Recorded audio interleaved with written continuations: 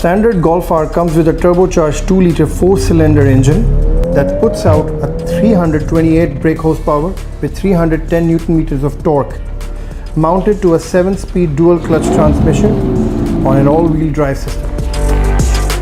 It has a more aggressive front bumper compared to a normal Golf. One of the major upgrades are the new LED lights with upgraded DRL. You get the standard 19-inch wheels with sticky tires, blue brake calipers. You get this very aggressive rear, sports spoiler, brand new lights, quad exhaust that sound just amazing.